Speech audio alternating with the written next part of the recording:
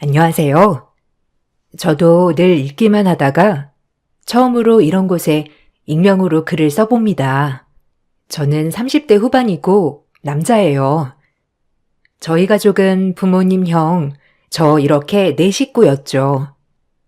워낙 태어날 때부터 집안 환경이 유복하다 보니 저와 형은 미래에 대해 걱정보다는 오히려 어떻게 하면 더 행복하게 살 수 있을까를 고민하고 살았어요.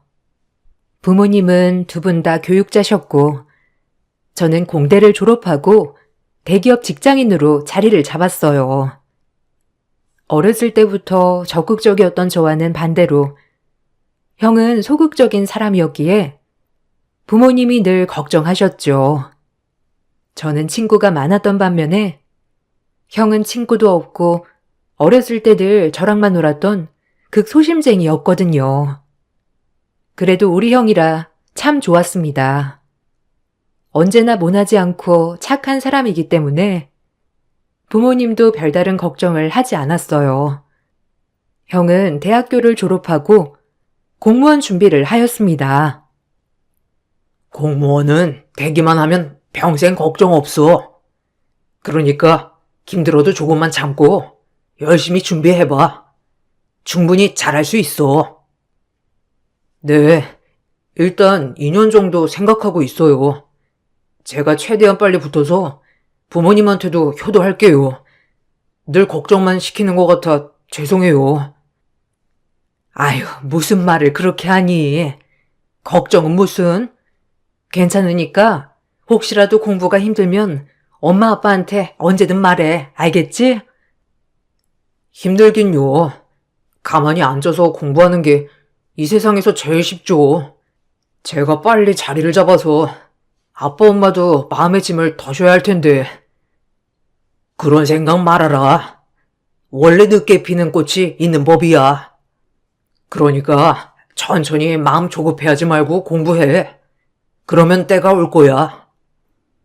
형은 공무원 준비를 한다고 하고 2년을 고시 공부를 시작했죠. 고시 공부를 시작한 형은 원래도 소심했지만 눈에 띄게 더 소심해지기 시작했어요. 사회생활을 활발히 하는 저와는 다르게 형은 늘 방에 틀어박혀 공부만 하다 보니 점점 더 어두워졌죠. 그런 형이 저는 더욱더 걱정되기 시작했습니다. 하나밖에 없는 형이 괜스레 주눅이 드는 건 아닌가 싶어서요.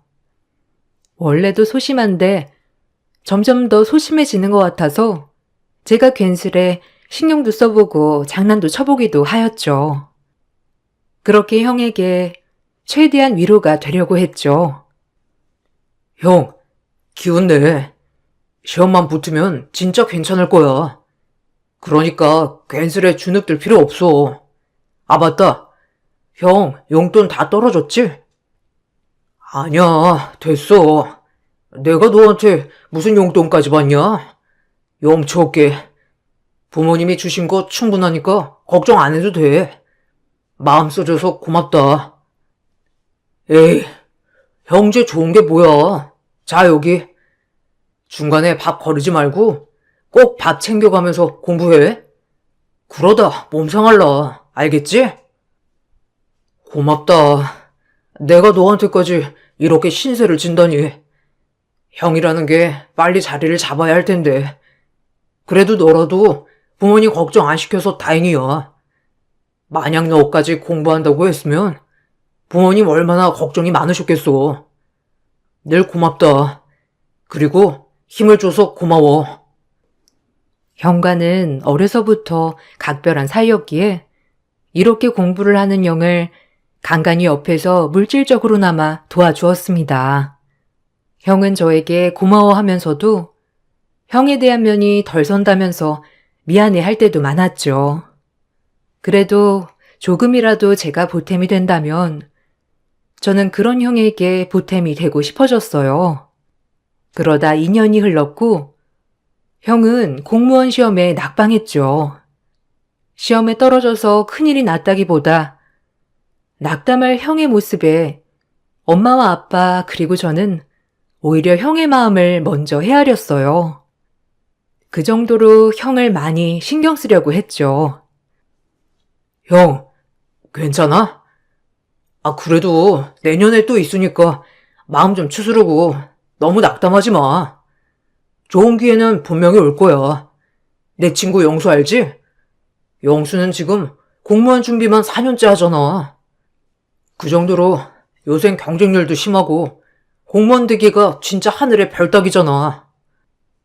그래, 민수 말이 맞아. 그러니까 너무 낙담하지 마.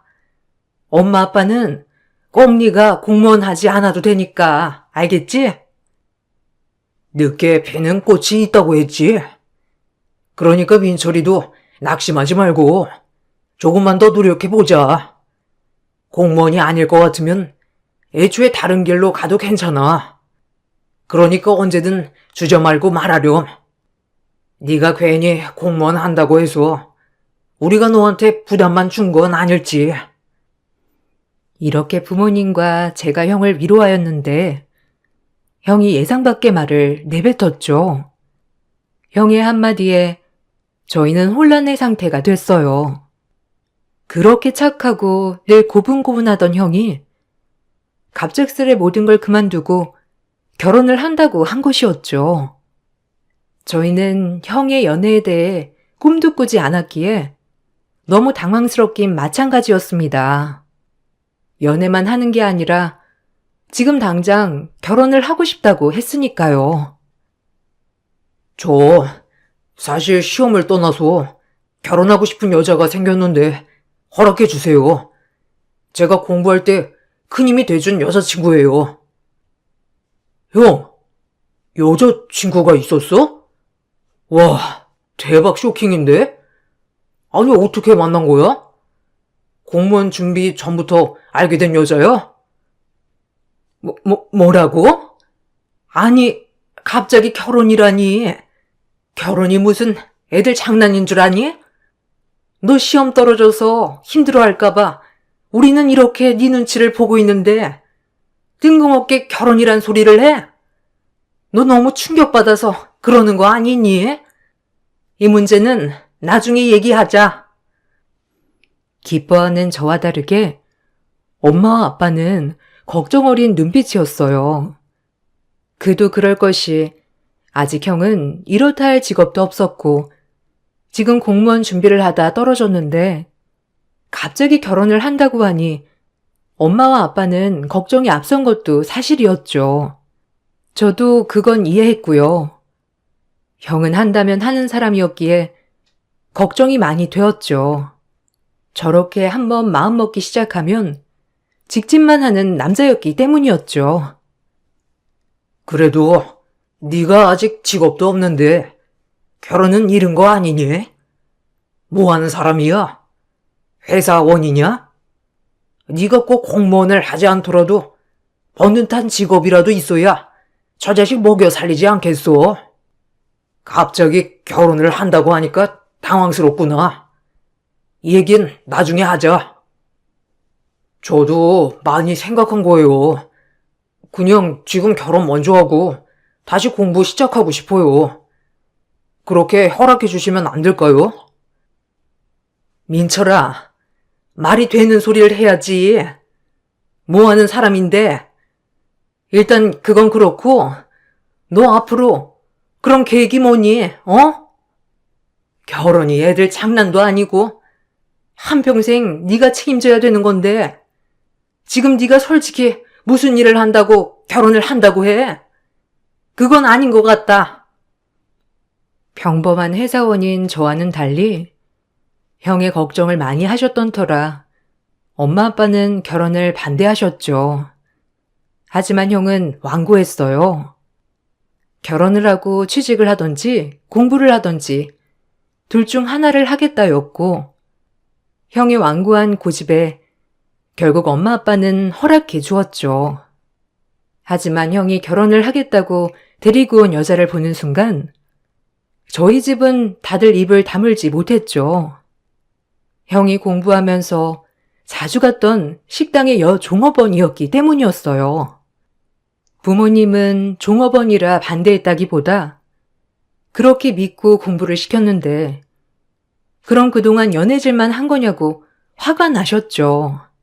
저 역시도 그럼 2년 동안 저렇게 부모님 몰래 만나면서 연애도 하고 공부는 등한시했다고 생각하며 실망감이 먼저 들기 시작했죠.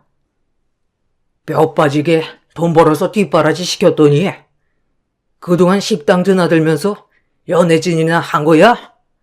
아유, 한심해. 어떻게 그렇게 한심해? 유일하게 저한테 위로가 돼준 사람이라고요. 그러니까 그냥 엄마 아빠는 허락해 주세요. 제가 행복하다는데 왜 말리시는 거예요? 아휴, 기가 막혀. 민철아, 너 정말 엄마 이렇게 실망시킬래? 엄마가 너한테 많은 걸 바랬어? 아휴, 지 손으로 뭐 하나 이룬 것도 없으면서 결혼을 한다고 하질 않나? 그 결혼할 상대가 고시식당 종업원? 너 정말, 아휴, 마음대로 해. 알아서 하란 말이야. 제가 책임질 거예요. 유나 책임질 수 있으니까 그냥 허락만 해주세요. 어차피 허락 안 해주셔도 전 결혼은 할 거니까. 부모님은 결사 반대를 하셨지만 어려서부터 한 고집했던 형을 이길 수는 없었죠. 그렇게 처음으로 형수님이 인사 오는 날 보통이 아니라고는 느꼈지만 대단했습니다. 형을 어떻게 구워 삶았는지 알 것 같더군요. 부모님도 썩 내켜하진 않으셨지만 이왕 허락하기로 한 거 좋은 마음으로 허락하자라고 생각하시는 것 같았고요. 그 대바라진 모습이 참 인상적이었어요. 안녕하세요. 처음 뵙겠습니다. 민철 씨한테 말씀 많이 들었어요. 제가 민철 씨가 식당에 올 때마다 소시지를 무료로 많이 줬거든요. 이게 인연이 되어서 여기까지 온 건가 봐요. 어머님, 아버님, 그리고 도련님, 잘 부탁드릴게요. 예쁘게 봐주세요. 아, 네. 저희도 형한테 말씀 많이 들었어요. 그래도 공부할 때 옆에서 힘이 돼주기가 쉽지 않았을 텐데 감사합니다. 에이, 뭐 제가 한 게 있나요? 민철 씨야 굳이 공무원 시험에 붙지 않더라도 장남이고 뭐 재산도 있다고 하니까 저야 손해볼 건 아니죠. 안 그런가요? 제가 좀 솔직한 스타일이거든요. 그래서 그런 거니까 놀라지 마세요. 요즘 사람들이 아무리 솔직하다고는 하지만 좀 많이 솔직하네. 그럼 결혼하고 계속 일은 할 거니? 아, 뭐 일을 해야 한다면 하겠지만 민철 씨도 그렇고 결혼하면 제가 민철 씨가 잘 되게 내조해야 하지 않을까요? 둘 다 이렇다 할 계획이 없구나. 참. 한 명이 계획이 없으면 한 명이라도 계획이 있어야 할 텐데. 정체적 난국이야 아주. 아유, 걱정 마세요. 유나랑 함께라면 모든 걸 헤쳐나갈 수 있으니까요. 그러니까 엄마 아빠는 저만 믿어주시면 돼요. 형에게 딸려올 재산을 생각한다는 말에 아빠와 엄마는 표정이 굳어졌고 저 역시도 마찬가지였어요. 순진한 형을 저 속물스러운 형수가 정말 단단히 구워 삶았다고 생각하며 형을 말리고 싶었죠. 하지만 이미 형수에게 콩깍지가 씌인 형은 저희가 말린다고 말려지지 않았어요. 부모님은 정말 울며 겨자 먹기로 결혼을 승낙하셨고 그렇게 결혼식을 진행하게 되었어요. 부모님은 직업도 없는 형에게 결혼 선물로 건물을 하나 증여해 주시면서 건물세라도 받고 살라고 하셨죠. 그렇게 형은 저희 집과 완전히 독립을 한 채 살아갔습니다. 부모님은 마음 한편엔 계속 똘똘음해 하셨지만 이제 결혼도 했으니 이젠 그만 신경 끄자라고 하셨죠. 민수, 너도 잘 들어. 엄마는 진짜 네 형한테 모든 걸 다 포기했어. 어려서부터 마음도 약하고 소심한 형이 혹시라도 잘못될까봐 늘 오냐오냐 키웠는데 엄마가 정말 잘못 키운 것 같아. 이제 와서 뭐라고 하겠냐마는 넌 정말 엄마 실망시키지 마. 아휴, 걱정 마, 엄마. 어쩌다 형이. 근데 형수 탓할 것도 없어. 어차피 끼리끼리야. 형도 똑같다고 생각해, 나는. 부모님은 형에게 오로지 기대를 저버리셨기에 이제 남은 저에게 더욱 기대를 하시는 것 같았어요. 그게 부담스러울 때도 있었지만 부모님 마음이 오죽할까 싶어 그 마음을 헤아려 주었죠. 결혼 후 첫 명절이 되었고 형수와 형이 저희 집에 명절을 새러 오는 날 또 한 번 형수 때문에 엄마와 아빠는 크게 불쾌해 하셨어요. 정말 개념이 없는 사람이었죠. 어머, 어머니, 이거 선물 들어온 거예요? 어머님, 아버님 그때 보니까 얼마 안 드시더라고요. 저 이거 가져가면 안 돼요? 아무래도 이거 친정 갖다 드리면 좋아할 것 같은데. 이거 이따 저희가 가면서 가져갈게요. 여보, 이거 좀 싸놔. 우리 이거 가져가자. 어머, 그래도 선물 들어온 건데 그렇게 막 함부로 가져가면 어떡하니? 사돈어른께 드릴 거는 우리가 따로 마련해 놨으니까 그건 다시 제자리로 갖다 두렴. 아버님 친구분이 선물해 주신 거 우리도 뜯어보지도 않은 거를 그렇게 마음대로, 아휴. 어머, 아끼다 똥돼요, 어머니. 그래서 민철 씨네가 부자가 됐나? 하여튼 이것도 저희가 가져갈게요. 이거 저희 친정아버지가 굉장히 좋아하시는 과일이거든요. 보니까 아버님은 과일도 잘 드시지도 않던데요. 그냥 저희 주세요. 민철 씨, 챙겨. 엄마의 말을 딱 잘라먹고 본인 가져갈 거를 챙기는 모습을 보니 어처구니가 없었습니다. 엄마도 기가 막힌지 더 이상 말은 안 했고요. 형은 저런 여자가 왜 좋을까 하면서 이해가 되지 않는 날이었죠. 하지만 형수의 만행은 여기서 끝이 아니었어요. 어머, 도련님, 이거 안 입는 거예요? 아휴, 우리 민철 씨 입으면 딱이겠다. 이 브랜드 우리 민철 씨도 사주려고 했는데. 네? 아, 선물 받은 거예요. 아, 형이랑 아무래도 저랑 등치가 비슷하니까 어렸을 땐 옷도 같이 입고 그랬어요. 아, 그래요? 이거 그럼 민철 씨 줄까요? 딱 보니까 도련님 얼굴색이랑 안 어울리는 것 같아서. 민철 씨, 이거 좀 입어봐, 와서. 어이가 없었어요. 늘 이런 식이었죠. 저희 집에 오면 하나라도 가져가려고 안간힘을 쓰는 것을 보고 엄마와 아빠는 눈살을 찌푸리셨고 저 역시도 눈살을 찌푸리게 되었어요. 어쩌다 형이 저런 여자를 만났을까 싶은 마음도 들었죠. 너무 순둥한 형이 정말 이해가 가지 않았어요. 그래도 아빠와 엄마는 최대한 모든 걸 이해해 주려고 했습니다. 저 역시도 이해가 가지 않았지만 형 앞에선 최대한 티를 내지 않았고요. 그래야 형과 형수가 잘 사는 것이라 생각했기 때문이죠. 이것이 저희의 잘못인 줄 모르고요. 그래, 새약이 다 싸줘, 여보. 민철이 전이랑 고기도 좋아하니까 갈 때 먹으라고 싸주고. 너 이 옷에 사는 건 괜찮니? 네, 건물에서 나오는 임대료도 쏠쏠하고 제가 고시식당에서 일하는 것보다 훨 나으니까요. 요샌 좀 편해요. 아빠, 엄마 덕분이죠, 뭐. 감사해요. 이렇게 살 수 있는 거 정말 감사하게 생각하고 있어요. 더 잘 살 수 있도록 노력해야죠.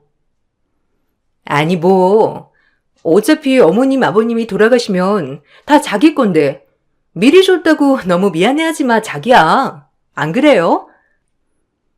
형수, 말이 심한 거 아니에요? 건강한 엄마 아빠를 두고 돌아가시는 얘기가 왜 나와요? 진짜 보자 하니까. 네? 아니, 뭐, 사람이 태어나면 끝도 있으니까요. 그냥 그런 의미로 말한 건데, 혹시 어머님, 아버님 놀라셨어요? 됐다. 민수도 그만해. 얼른 친정 가봐야지. 빨리 가보거라. 어머님, 아버님 기다리시겠어. 자도 밀리는데 얼른 가봐. 오히려 형수와 형이 집에 오는 날엔 엄마 아빠는 빨리 돌려보내려고 했었죠. 같이 있으면 조금 더 실망할 게 뻔했기 때문에 부모님은 이런 자리를 애초에 만드시지 않으려고 노력했어요. 손뼉도 마주쳐야 소리가 난다지만 저 형이 참 한심했죠. 그렇게 시간이 흘렀고 형수의 무례함에 저희 가족이 익숙해져 갈 즈음 저희 집은 청적병력 같은 소리를 들었습니다. 아버님, 그이가 사고가 났어요. 그래서 지금 세브란스 응급실이에요. 어쩌면 좋아요, 아버님? 뭐라고? 일단 우리가 거기로 지금 가마. 말도 안 돼. 일단 진정 좀 하고 우리가 얼른 갈 테니까 마음 좀 다스리고 있어. 아니, 새아기가 뭐라고 했길래 당신 얼굴이 그렇게 사색이 돼요, 네? 민철이 무슨 일 있대요? 빨리 좀 말해봐요. 일단 당신이랑 민수 옷 입어라.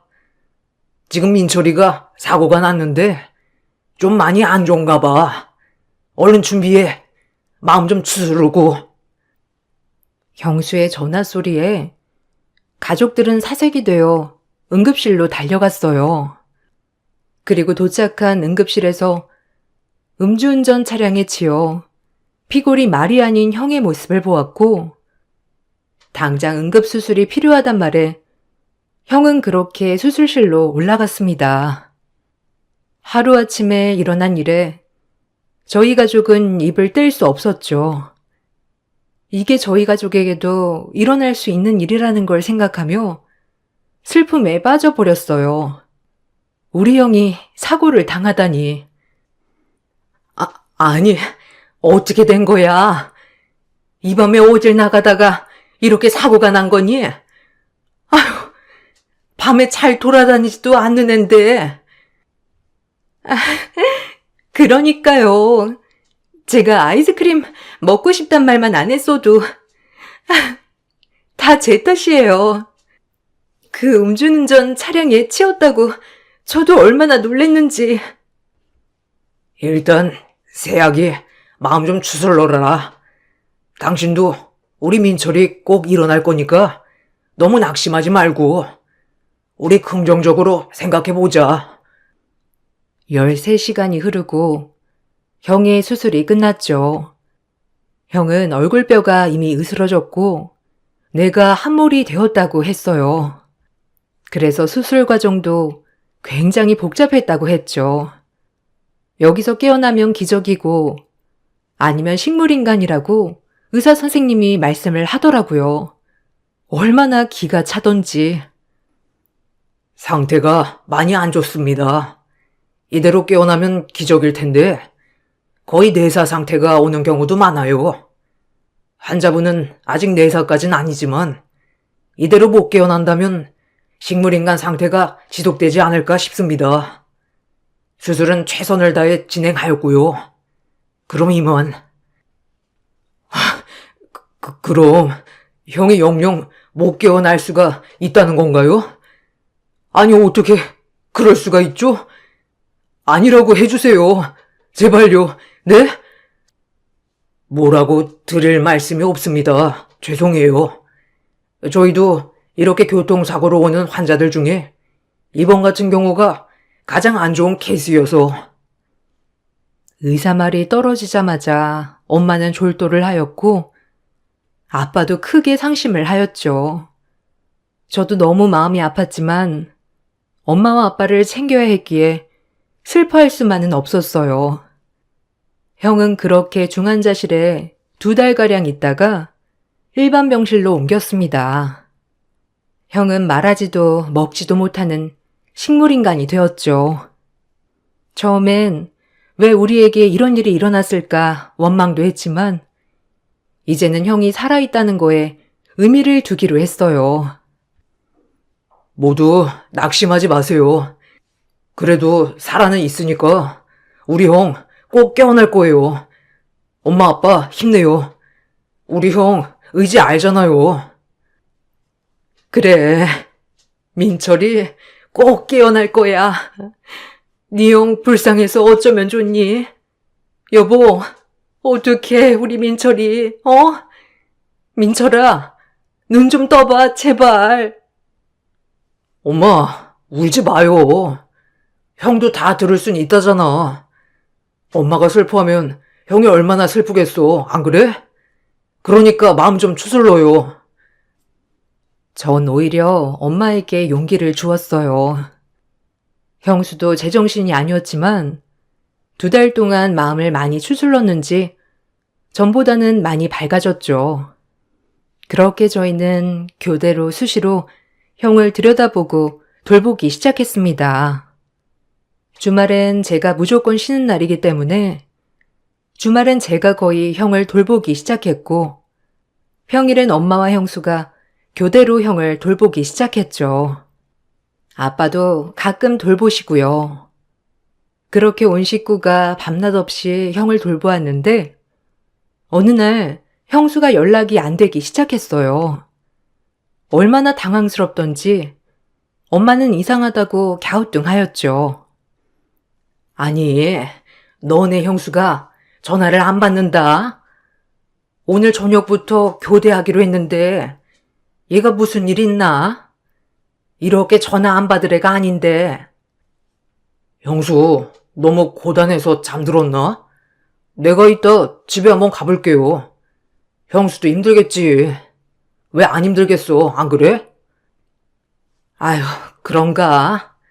그래, 그럼 이따가 한번 형네 들렀다가 너네 형수 너무 힘들어하면 그냥 쉬라고 전해줘라. 얼마나 고단하겠어. 그렇게 전 연락이 되지 않는 형수의 집에 방문을 하고 또 한 번 기함했어요.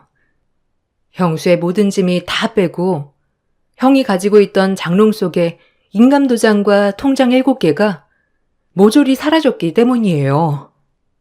그리고 형수는 그때부터 연락이 되지 않았습니다. 속으로 절대 아닐 거라 생각하고 또 생각했지만 형수는 그 뒤로 저희와 모든 연락을 끊었고요. 심지어 저희를 차단했어요. 배은망덕한 것? 건물 주고 배부르게 살게 해준 게 누군데? 우리 아들 저렇게 되자마자 모든 걸 가지고 튀어? 기가 막혀. 형수, 처음부터 마음에 안 들었는데 어떻게 하실 거예요? 아니, 우리 형 불쌍해서 어떡해요? 가만 안 둬, 인연 내가. 그만해. 어쩜 그렇게 사람 보는 눈이 없는지. 민철이도 참 순하기만 해서 평생을 이용만 당한 거야. 친구들한테도 와이프한테도 우리가 그때 뜯어 말렸어야 해. 아무것도 없는 고시생 돈 보고 달려든 거지 뭐. 아휴, 여보 어떡해요 이제? 이미 통장에 돈은 다 빼갔대요. 에휴, 빠르기도 하지. 아직 혼인관계에 있어서 형 돈을 쓰는 건 저희가 제지할 수 없고요. 그렇게 형수는 저희와 연락을 차단한 채 돈을 들고 튀었습니다. 그리고 뭘 하는지 소식도 딱 감췄죠. 형을 간병하면서 형이 불쌍한 거 반, 답답한 거 반, 2가지 마음이 들더군요. 얼마나 사람 보는 눈이 없기에 이렇게 뒤통수를 맞냐 싶다가도 평생 친구도 없이 소심한 형이 얼마나 자기한테 잘해줬으면 저렇게 마음을 열고 결혼을 밀어붙였을까 싶기도 했고요. 한참 형을 바라보다 안타까운 마음이 들었어요. 그리고 또 한 번 형에게 말했죠. 빨리 일어나라고, 빨리 일어나서 기운 차리라고요. 형, 일어나봐, 빨리. 지금 엄마 아빠도 많이 힘들어해. 형이 일어나서 형수 혼내줘야지, 어? 지금 이렇게 바보같이 누워만 있을 거야? 우리 착한 형, 어쩌다가 이렇게 됐냐? 지질이 불행하지. 내가 미안해, 형. 그때 조금 더 말렸어야 했는데. 그렇게 형이 누워있는 시간이 7년이 흘렀고, 저희는 형의 병원 생활이 매우 익숙해졌죠. 그로부터 7년 후 우연히 병원 가는 길 차를 대고 커피를 픽업하는데 어디서 익숙한 사람이 제 앞을 지나갔어요. 너무 익숙해서 그 사람을 따라갔고 전 놀랐죠. 멀리 도망갔을 줄 알았던 형수가 바로 근처에서 맴돌 줄은 몰랐거든요. 자그마치 7년 만에 형수를 만나게 되었어요. 한 초등학교 앞에서 말이죠. 사람은 죄 짓고는 못 산다는 말이 아주 딱이었죠. 그리고 이렇게 원수가 외나무 다리에서 만나듯 만나게 될 줄은 전혀 몰랐어요. 형수, 아니에요? 박윤아, 당신 맞지? 네가 사람이야? 우리 형 아프니까 바로 버리고 형 돈을 다 들고 튀어? 우리가 너 때문에 얼마나 황당했는 줄 알아? 너 잘 걸렸다. 당장 엄마 아빠한테 가서 싹싹 빌고 그 돈 다 모조리 토해내. 알겠어? 소송 걸 거야, 너한테. 도련님? 아니, 여긴 어쩐 일로... 원래 이 길로 안 다니잖아요. 아니, 제 말 좀 들어봐요. 전 도망간 게 아니라 나중에 제가 돈 좀 불려놓고 다시 나타내려고 했어요. 그래서 우리 민철 씨 일어나면 놀라게 해주려고 그랬죠. 이거 나요. 안 나요? 저와 형수가 씨름을 하고 있을 때 형수 옆에 웬 낯선 초등학생을 보게 되었어요. 형수와 똑 닮은 얼굴을 한 초등학생. 전 바로 주저앉고 말았습니다. 어떻게 이런 일이 있을 수 있나요?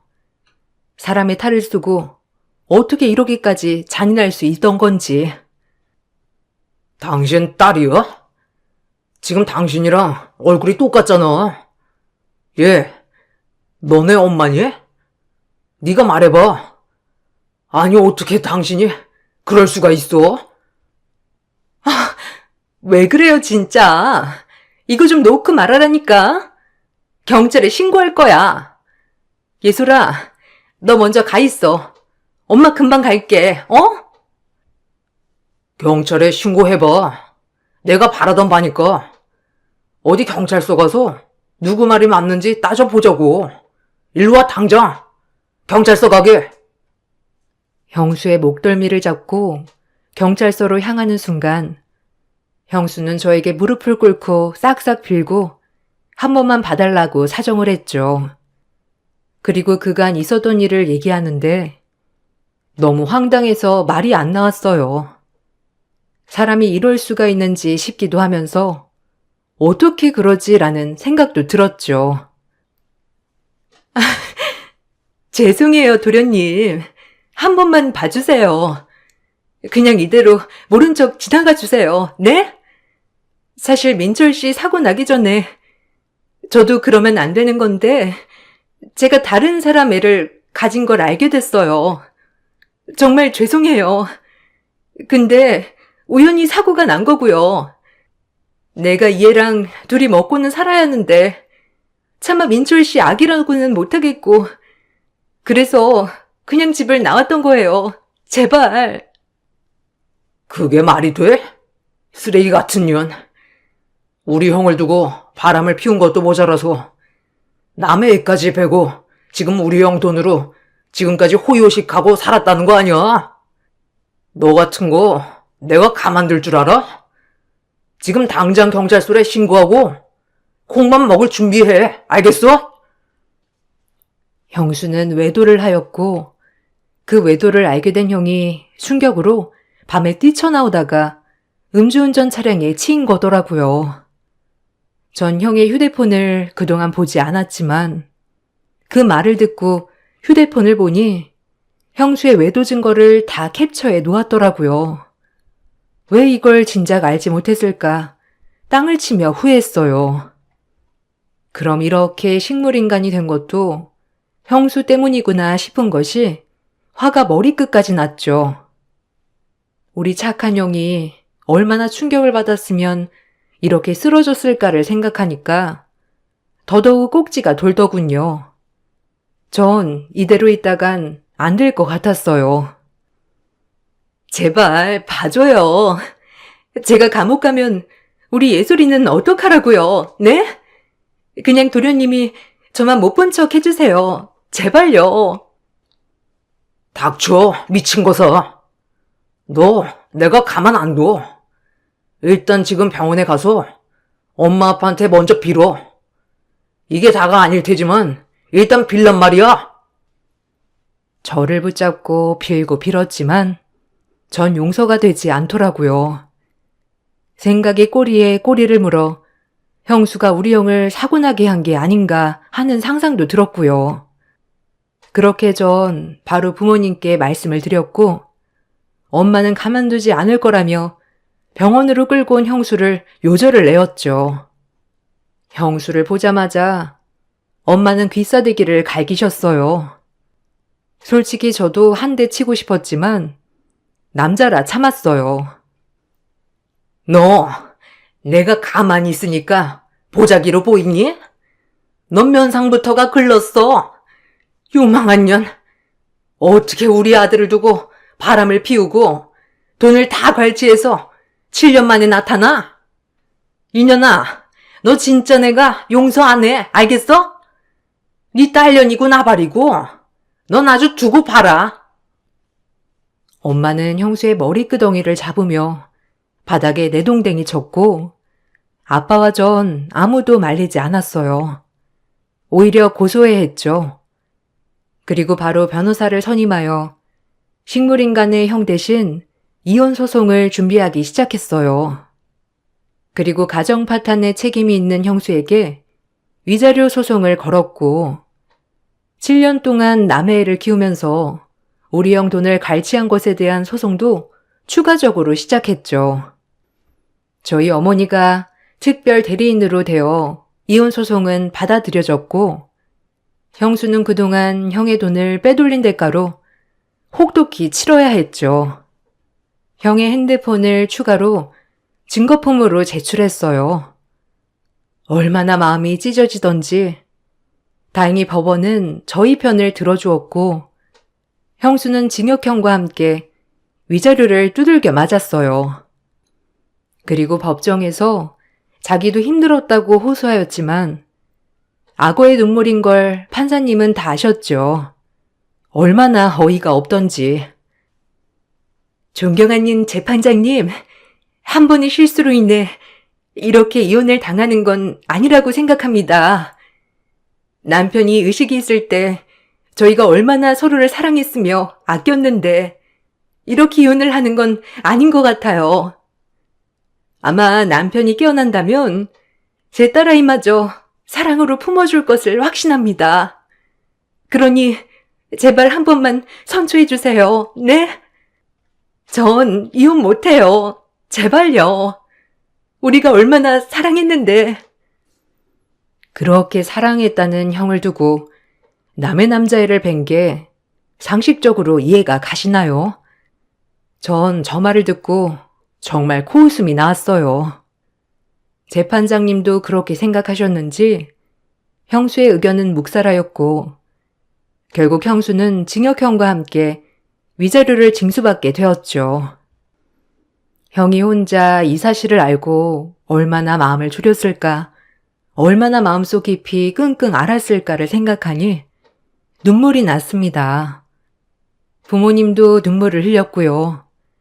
그때 우리가 뜯어 말릴 걸 더 강하게 밀어붙였으면 이런 일은 일어나지 않았을 텐데 그런 생각하니 너무 화가 났어요. 그렇게 형수는 법의 형벌을 받게 되었고 저희는 그나마 형수에게 벌을 줄 수 있다는 것에 만족했습니다. 그리고 형수의 판결이 끝나고 얼마 안 있다가 끝내 뇌사 판정을 받고 삶을 마무리했어요.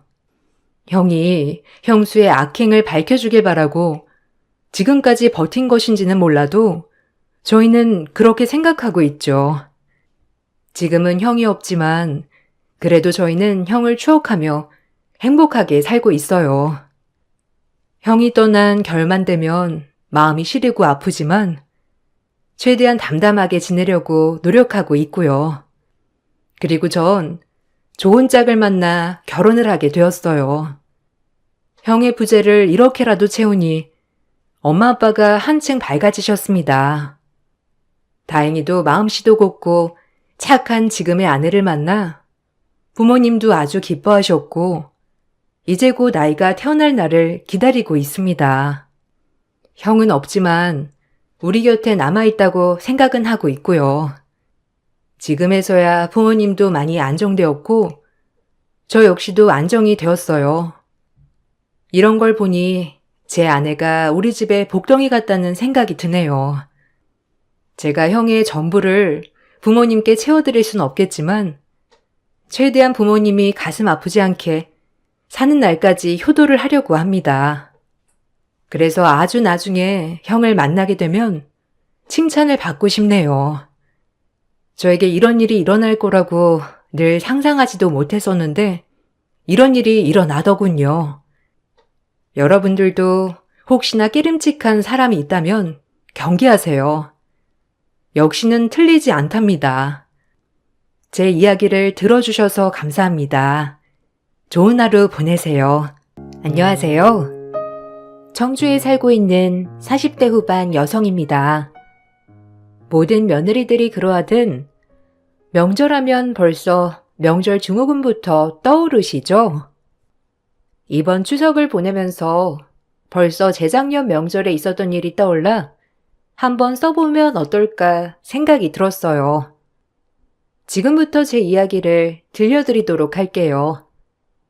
남편에겐 남동생만 둘이 있었고 제가 맏며느리이자 남편이 장남이었는데 아무런 걸림돌도 없는 행복한 결혼 생활이었고 친정엄마가 안 계신 저로서는 시어머니를 친정엄마처럼 잘 다루고 존경했답니다.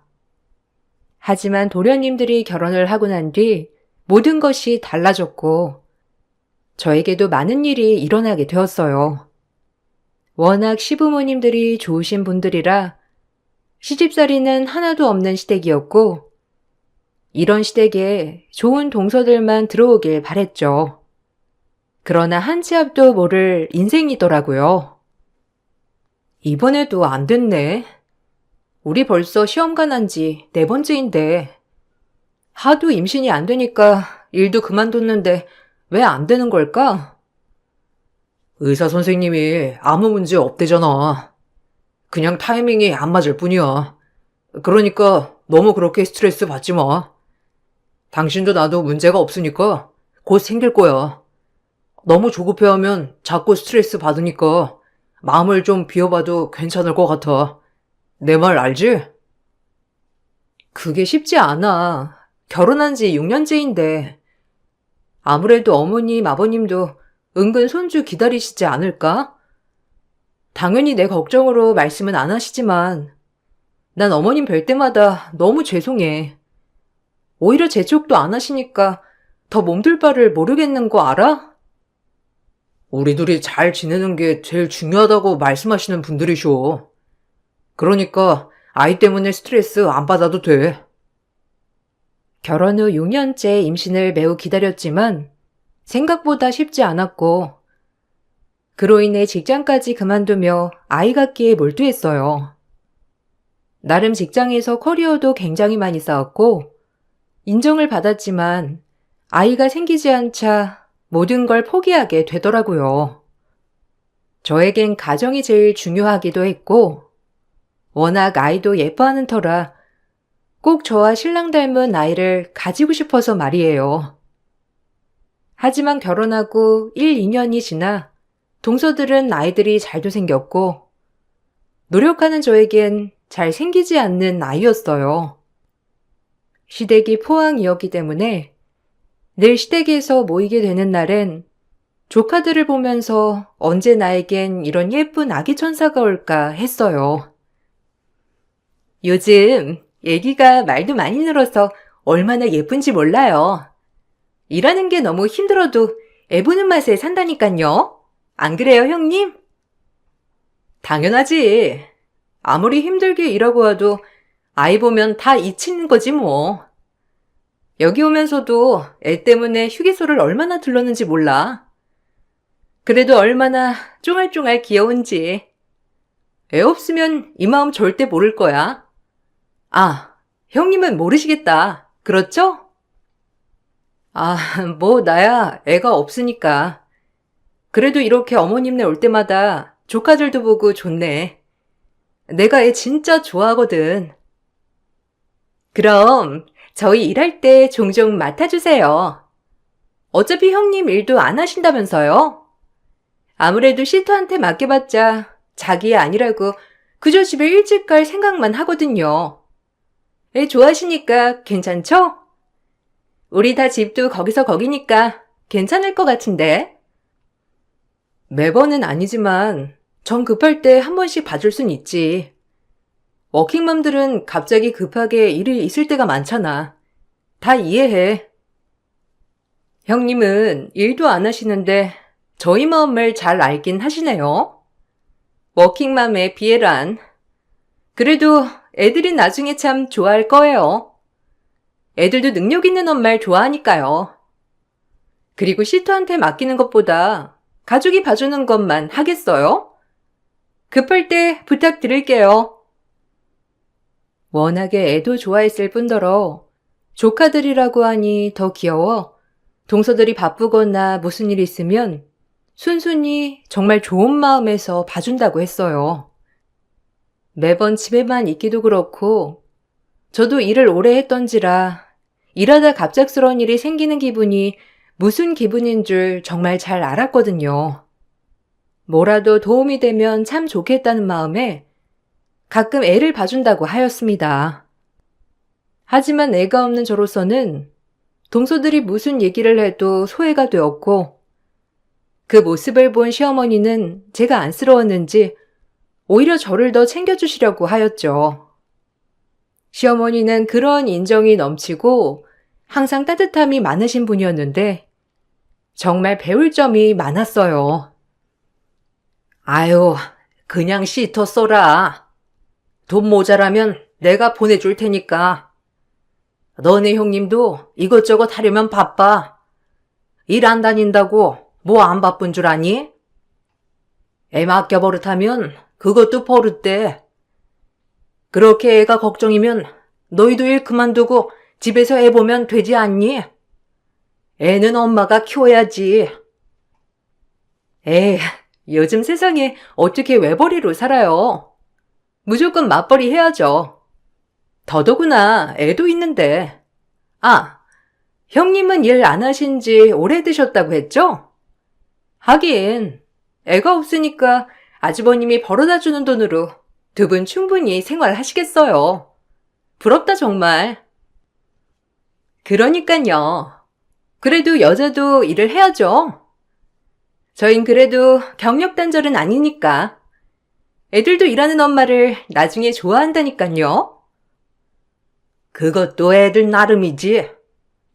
그리고 얘가 일을 왜 안 해? 지금 잠깐 그만둔 거고 뭐 다녔던 회사 이름 대면 유명하더라. 여기도 인정에 얘기하면 할머니들이 다 아는 회사요. 아마 너네 형님 지금이라도 당장 복직도 가능할걸? 안 그러냐? 아, 그래요?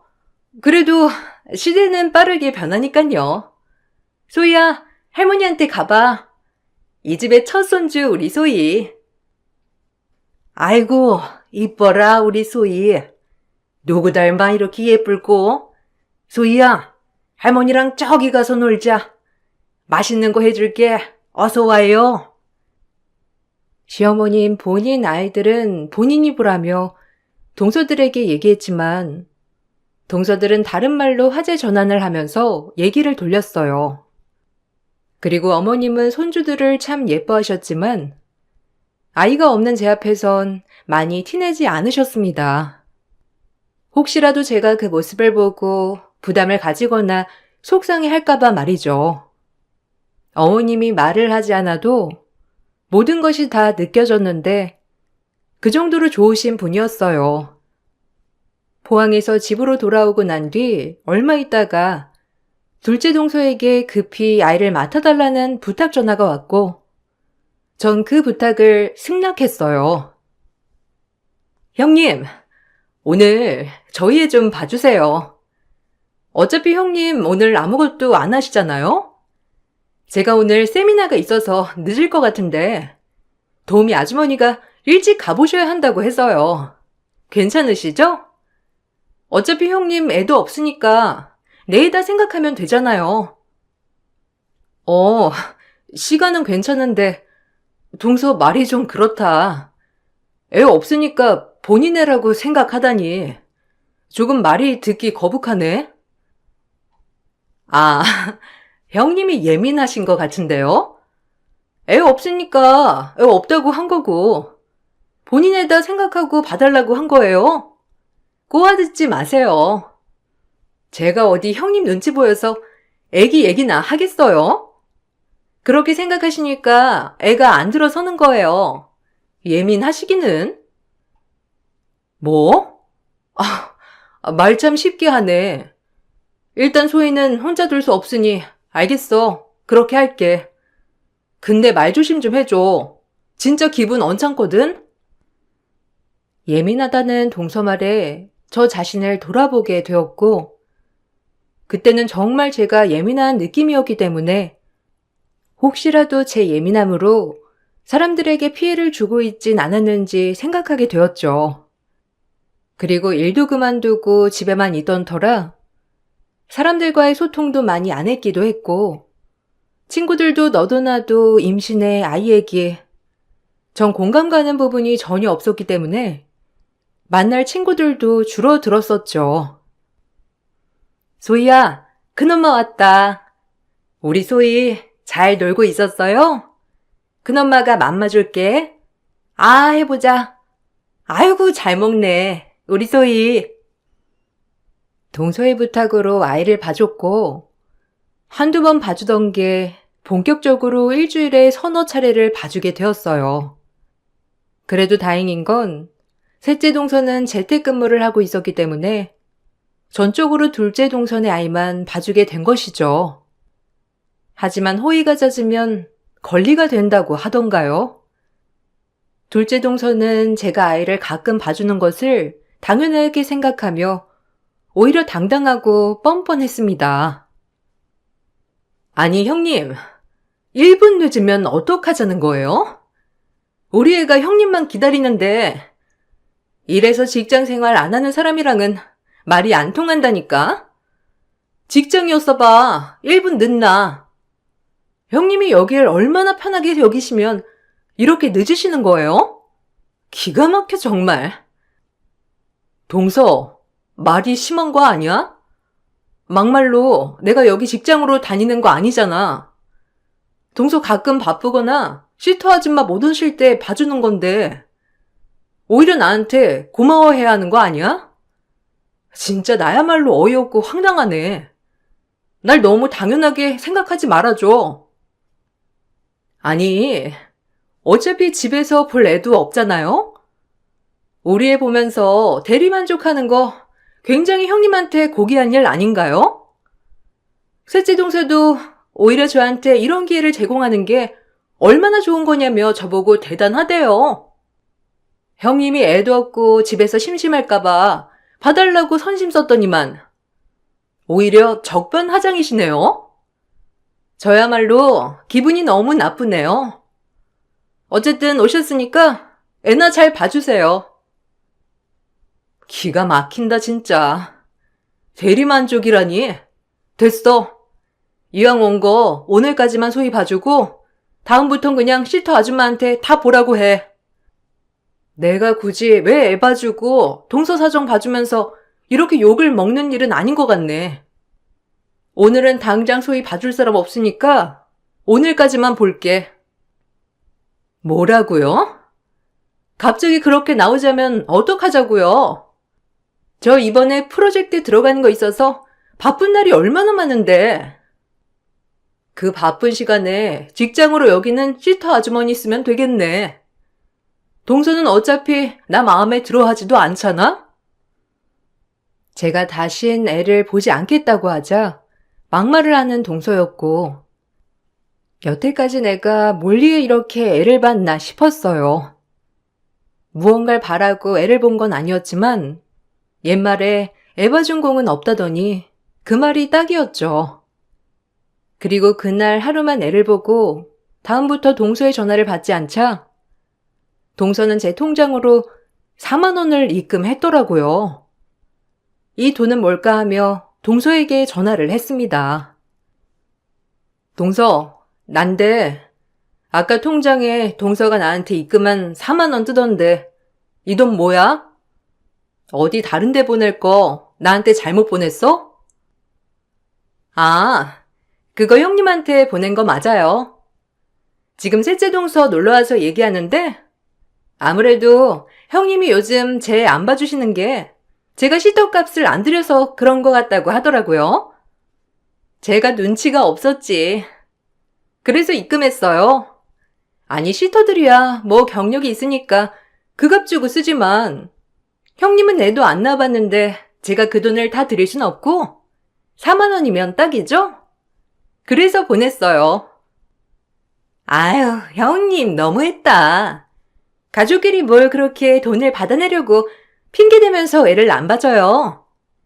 둘째 형님이 돈 입금했으니까 내일부터 다시 소위 봐주시던지 해요. 진짜 4만 원이면 뭐 형님한테 딱 맞는 가격 같은데? 역시 둘째 형님이라니까. 너무 똑똑하셔. 야르르 자기들끼리 수화기 너머로 웃고 떠드는 소리가 들렸고 너무 화가 나고 수치스러웠어요. 저도 모르게 처음으로 동서에게 화를 내었지만 돌아오는 대답은 정말 어이가 없게도 개념 없이 거쳐지지 않은 말들 뿐이었습니다. 지금 장난해? 내가 돈 받자고 이래? 동서가 사람에 대해 고마움도 모르고 예의도 없으니까 애 안 봐주겠다고 한 거야. 근데 4만 원? 아, 기막힌다 진짜. 정말 내가 시터인 줄 알아? 그리고 4만 원은 애들 장난이니? 나 진짜 기분 나쁘고 더럽거든? 와, 욕심이 지나치시네요. 제가 시터 비용을 다 드려야 그럼 직성이 풀리시겠어요? 그걸 원하시는 거예요? 진짜? 와, 양심 없네요, 형님. 어떻게 애도 안 키워본 사람이 그 돈을 다 받겠대? 아, 됐어요. 저도 그 돈 주고는 안 쓰고 싶네요. 애초에 나한테 돈 받겠자고 이렇게 쇼한 거 아니에요? 괜히 직장 운운해 가면서 시터 쓰라는 둥, 이게 다 본인 돈 달라는 거지 뭐야? 뭐야? 말 다 했어? 내가 좋은 마음으로 소위 봐줬던 건데 어쩜 이렇게 사람을 하찮게 여길 수가 있어? 동서 원래 이래? 아니 저도 좋은 마음으로 봐달라고 한 거라고요. 애 안 키워본 형님 육아체험 시켜드린 거 아주 고마운 일 아니에요? 진짜 너무한다. 어떻게 애 기다리는 거 뻔히 알면서 그런 말을 아무렇지 않게 하는지. 인간이 그러면 안 되는 거야. 애도 온전히 잘 키운 사람한테만 생기는 거죠. 친정엄마도 안 계신다면서요? 엄마의 사랑이 뭔지나 알고 그러는지 참. 아, 됐고 끊어요. 저도 더 이상 형님이랑은 할 말 없네요. 이번 일로 저 역시도 형님한테 실망했으니까 그리하시면 돼요. 뚝 전화는 끊겼고 너무 화가 나 손이 부들부들 떨렸어요. 원래도 그렇게 저에게 호의적이진 않았지만 은근히 무시하는 거면 몰라도 대놓고 무시하는 건 처음이었어요. 동서들은 참 죽이 잘 맞았고 같은 회사원 내 아이 나이 또래도 비슷했어요. 하지만 상대적으로 경력 단절에 아이가 없는 저를 은근히 무시하고 업신여겼죠. 매번 모른 척 했었는데 이번 일로 확실히 동서들이 절 무시하고 있다는 걸 깨달았습니다. 그리고 왜 내가 무시를 당해야 하는지 아무리 생각해도 모르겠더라고요. 그리고 전 끊긴 전화를 보고 한참을 생각하다 이건 아니다 싶어 얼굴을 직접 보고 말을 해야겠다 생각을 하였어요. 내가 이건 아닌 것 같아 찾아왔어. 동서들 진짜 너무한 거 아니야? 내가 동서들한테 뭐 기분 나쁘게 한 거 있어? 기분 나쁜 거라뇨? 형님 이렇게 흥분하는 거 보니 웃기네요. 막상 그 4만 원이라도 안 받으려니 아깝죠? 제가 진작 챙겨드렸어야 했는데 형님이 좋은 마음으로 우리 소희 봐주시는 줄 알고 깜빡했지 뭐예요? 애도 없으신 형님 대리만족이라도 시켜드리려고 한 건데 제 호의를 그렇게 무시하시니 제가 별다른 방법이 있나요? 저도 갑자기 애 못 봐주신다니 어이가 없어요.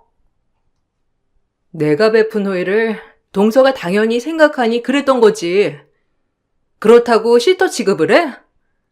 그리고 애 없는 서름도 모르면서 매번 그렇게 남의 아픔을 후벼 파야겠어?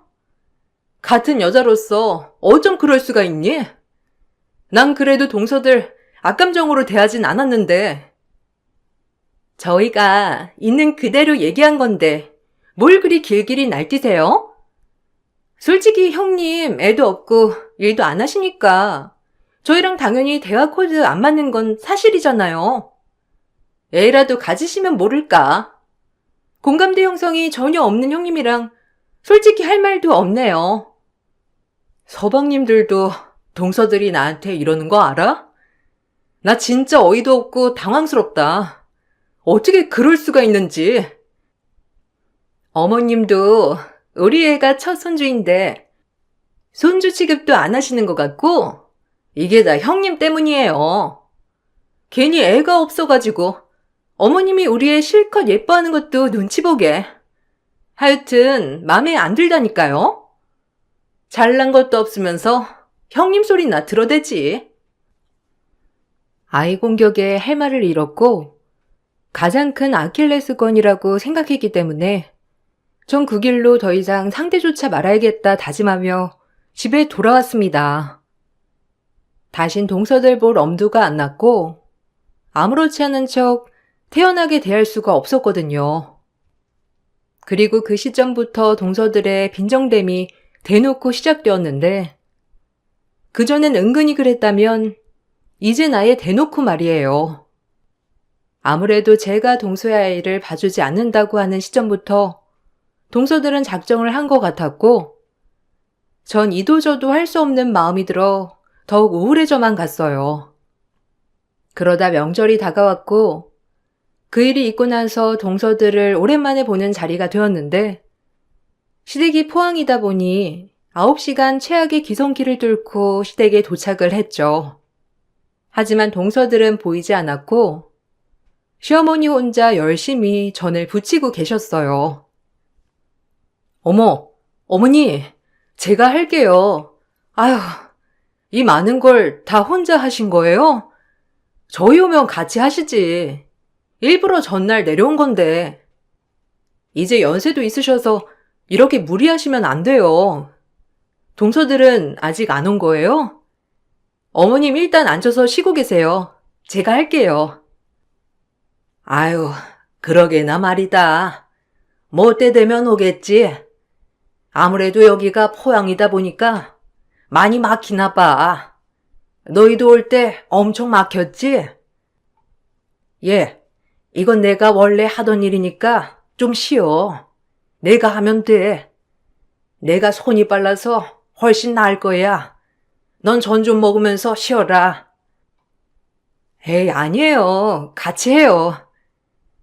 네, 저희도 새벽에 출발해서 거의 9시간쯤 걸린 것 같아요. 아무래도 귀성길이다 보니까. 아유, 너 살이 더 빠진 것 같다. 요새 뭐 안 좋은 일 있는 거야? 스트레스가 만병의 근원이니까 좋은 생각만 하고 살아. 알겠지? 네, 어머님. 제가 스트레스 받을 일이 뭐 있겠어요. 그냥 요새 이것저것 신경 쓰느라 살이 좀 빠졌나 봐요.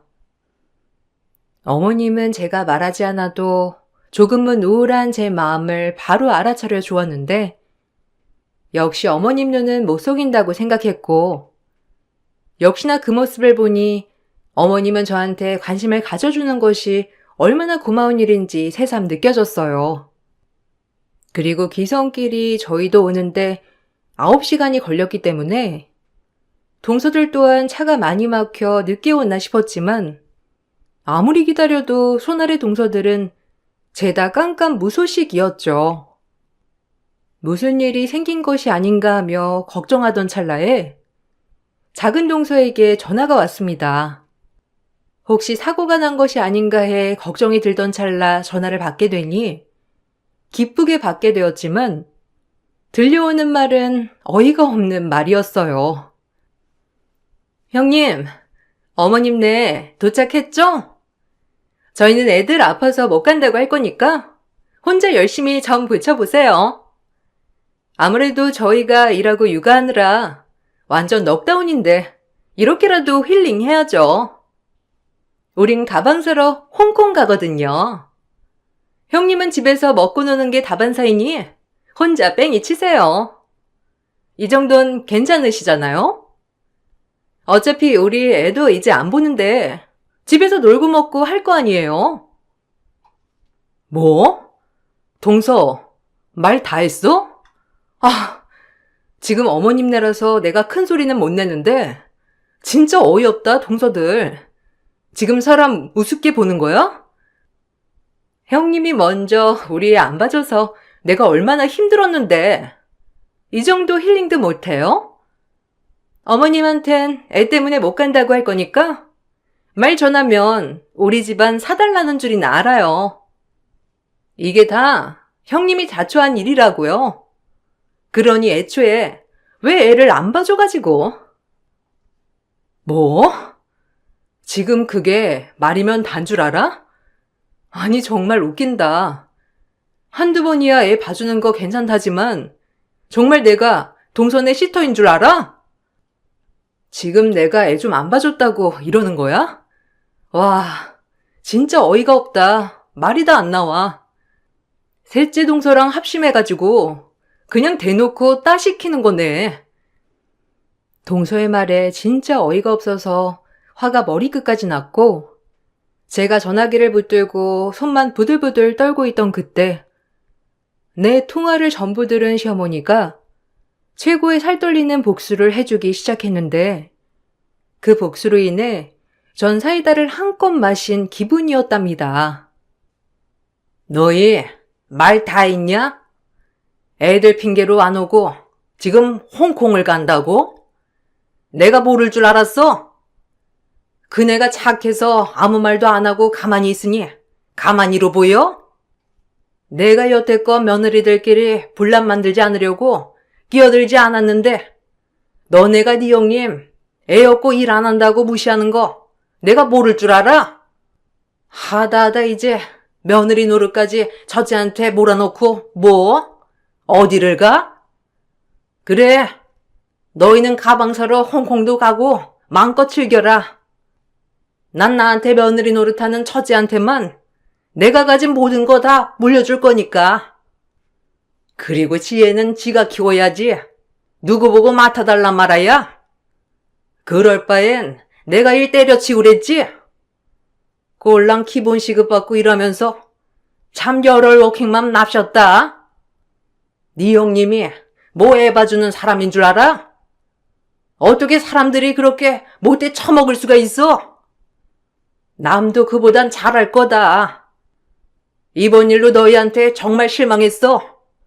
몇 번 내가 참았는데 이젠 못 참겠다. 사람을 무시해도 정도가 있지. 동서들의 목소리가 어찌나 큰지 수화기 너머로 들려오는 소리를 들은 시어머니도 머리끝까지 화가 났고, 이렇게 명절에 며느리 노릇하지 않는 며느리들은 며느리가 아니라면서 모든 재산이나 유산을 저에게만 물려주시겠다고 했습니다. 동서들에게는 최고의 충격요법이었고, 시어머니가 재산 얘기를 꺼내자 동서들은 너나 할 것 없이 몇 시간이 걸려 다음날 바로 시댁에 도착했습니다. 그렇게 무시할 땐 언제고, 시어머니가 재산 얘기에 속물처럼 달려오는 꼴이 정말 우습더라고요. 첫째 형님이 늘 일도 안 하고 항상 여유 있게 사는 모습이 부러워서 그랬던 거예요. 어머님, 노여움 푸세요. 네? 저희는 맨날 일하면서 육아하고 힘든데 형님은 집에서 놀면서 매일 즐기며 사는 데다가 어머님이 형님만 특별하게 생각하는 것 같고, 그러니까 그런 마음 먹었던 거니까 용서해 주세요. 이렇게 달려왔잖아요. 저희가 생각이 짧았어요, 진짜. 아, 웃긴다, 진짜. 말이 되는 소리를 해. 여유 있게 사는 모습? 애 없다고 그렇게 무시하고 일 안 한다고 무시할 땐 언제고, 이제 와서 부러워서 그런 거라니. 진짜 인성 알만하다. 그리고 사과를 나한테 해야지 어머님한테 하는 건 또 뭐야? 정말 돈 때문에 그래? 아니 형님, 저희가 죄송하니까 지금 달려온 거죠. 그리고 저희는 잘못했다고 하는데 계속 싸우자는 식이네요. 어머님, 이것 좀 보세요. 형님이 이렇다니깐요. 저희가 잘못했다고 해도 저렇게 따지는 식인데 저희가 어찌 얘기를 하겠어요. 아직까지도 뭐가 잘못인지 모르는 동서들인 것 같아 화가 났고, 저도 모르게 전을 붙이다만 전 뒤집개로 동서들의 머리에 날렸습니다. 동서들은 너나 할 것 없이 머리를 쥐어잡고 절 노려보다 어머님 눈치만 살살 살피며 어찌해야 할지 보더라고요. 끝까지 본인들 잘못은 모르네. 핑계에. 나한테 사과하는 게 아니라 어머님한테 잘 보이려고 하는 모습 진짜 가소롭다. 아, 그렇다고 어떻게 무력을 쓸 수가 있어요? 어머님, 보셨죠? 형님이 이렇다니깐요. 왜 저희한테만 뭐라고 하시는 거예요? 어머님, 저희가 잘못했으니까 화 푸세요. 형님이 방금 저희한테 뒤집게 날린 거 보셨죠? 저희 입장도 좀 헤아려 주세요. 골불견들이다 진짜. 그 입 못 다물어? 더 당해봐야 정신을 차리지? 정신 번쩍 나게 한 번 더 해줄까? 그 뒤집게 나 줘라. 내가 혼줄 내줘야 정신을 바짝 차리지. 그네 너는 좀 진정해. 저런 것들 상대해봤자 뭐하니? 저에게 사과를 하는 것이 아닌 재산을 나눠주지 않겠다고 하는 어머님한테 사과하는 모양새가 너무 가소로웠고, 그런 모습을 바라본 어머님도 크게 노여워하시며 동서들에게 화를 내면서 노발대발하자 서방님들 또한 눈치 보기 바빴어요. 어쩜 인간들이 그렇게 못될 수가 있어? 내가 한두 번 참은 줄 알아? 네 형님 애 없다고 둘이서만 쏙닥쏙닥. 그리고 집에서 놀고 먹는다고 집안일을 다 하라고? 내가 언제 니들한테 우리 집안일로 스트레스 준 적이 있니? 너희들이 뭔데 네 형님한테 하란 말아야? 됐고, 난 항상 제일처럼 나서는 네 형님한테 모든 거 다 물려주련다. 니들은 니들 말대로 직장 다니면서 돈도 벌고 애도 있고 얼마나 행복하니? 굳이 내 재산은 필요도 없겠지. 더 이상 잘할 필요도 없으니까 니들 멋대로 해. 안 와도 되니까. 엄마, 너요 마세요. 형수님, 죄송해요. 이 사람이 좀 선 넘었죠? 당신 뭐해? 빨리 사과 못해? 엄마, 용서해 주세요. 용서는 무슨? 첫째가 용서 안 하면 나도 용서 안 해. 어쩜 애들도 아니고 꼴랑 3명 있는 동서지간 둘이 편먹고 한 명을 업신여겨? 됐고, 내 마음 안 변한다. 니들이 똘똘 뭉치면 나도 첫째랑 똘똘 뭉쳐야지. 명절 지낼 것도 없어. 니네 당장 나가. 홍콩 가서 가방이나 사야지. 왜 여기 와서 사람들 속을 뒤집어놔? 당장 나가. 지금으로선 너희들 꼴도 보기 싫으니까. 시어머니의 화에 서방님들은 안절부절 못했고 동서들도 시어머니 마음을 애써 돌리려 하였지만 시어머니는 대쪽 같은 분이었기에 절대 마음을 돌리지 않았어요. 그리고 정말 그 말을 실현시키듯 미리 본인이 가지고 있던 재산 일부를 저와 내 남편 앞으로 해주었습니다. 그거란 동서들은 제가 처음 본 얼굴을 하며 저를 설득시키려 했고 그 모습은 가소롭기 그지없었죠. 형님이 말 좀 잘 해주세요. 솔직히 이번 일로 저희가 재산을 못 받는다는 게 말이 안 되잖아요. 저희가 잘못했으니까 어머님한테 말 좀 전해줬으면 좋겠어요. 저희가 생각이 짧았어요. 그냥 저희끼리 통하는 게 많으니까 그랬던 건데 죄송해요. 그래요, 형님. 큰형님으로서 저희 그냥 너그럽게 생각해 주시면 안 될까요? 저희가 잘못했어요. 좋은 마음을 먹어야 애가 빨리 생기죠. 그 많은 재산 형님이 꿀꺽하면 남들이 뭐라고 생각하겠어요? 저희가 워킹맘이니까 명절에도 좀 쉬고 싶어서 그랬던 건데 그거 하나 이해 못 해주세요?